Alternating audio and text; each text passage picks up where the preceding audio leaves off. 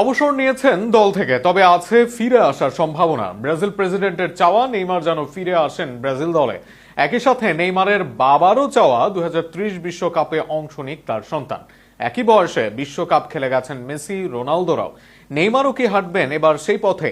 নেইমারের আরও এক বিশ্বকাপ খেলার সম্ভাবনা নিয়ে থাকছে প্রতিবেদনে।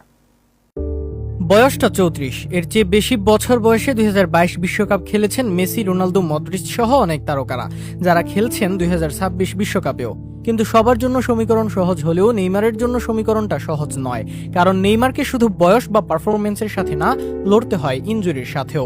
যে দুই পায়ে দেখাবেন জাদু, সেই দুই পায়ের উপর জীবনে গিয়েছে কত বড় বড় আঘাত, আর সেখানেই তাই নেইমারকে যেতে হয় অনেক যুদ্ধের মাঝ দিয়ে।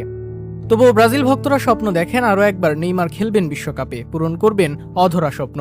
ব্রাজিল ভক্তদের সাথে সেই দলে আছেন নেইমারের বাবাও।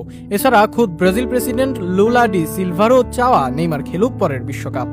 মেটলাইফ স্টেডিয়ামে ক্যারিয়ার শুরু করেছিলেন যুক্তরাষ্ট্রের বিপক্ষে ম্যাচ দিয়ে। একই স্টেডিয়ামে 16 বছর পর বিশ্বকাপে খেললেন নরওয়ের সাথে, আর সেখানেই নেইমার টানলেন পর্দা। বর্তমানে ফিটনেস অনুযায়ী নেইমারের এই সিদ্ধান্তকে তাড়াহুড়ো বা আবেগপ্রবণ বলার সুযোগ নেই, কিন্তু ভক্তদের প্রাপ্তির খাতা যে খুলল না তাকে নিয়ে।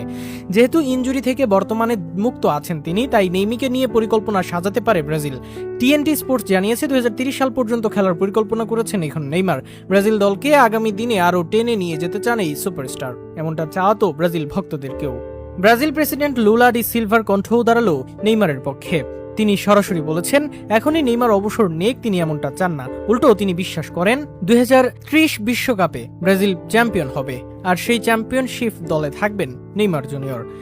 নেইমারের ফেরাটা স্বপ্নের হলেও বাস্তবতা বেশ কঠিন। পুরোটাই নির্ভর করবে নেইমির এই মৌসুমের পারফরমেন্সের উপর। এই সিজনে সান্তোসের হয়ে পুরোটা খেলবেন নেইমার, এরপর গুঞ্জন আছে এমএলএসে যাবেন তিনি, খেলবেন লিওনেল মেসির সাথে। যদিও সেটা নিয়ে মাঝে গুঞ্জন উঠলেও থেমে আছে সেই আলাপ।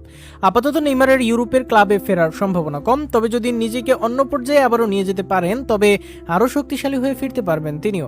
আগামী 1-2 বছর ক্লাব ফুটবল খেললে শক্ত হবে তার দলের সম্ভাবনা, আর সেখানে আবারও 2030 বিশ্বকাপে দেখা যাবে নেইমার জুনিয়রকে। স্বপ্ন দূরেরও কিছুটা কঠিন, কিন্তু এই মুহূর্তে এই স্বপ্ন দেখতে তো নিষেধ নেই সেলেসাও ভক্তদের।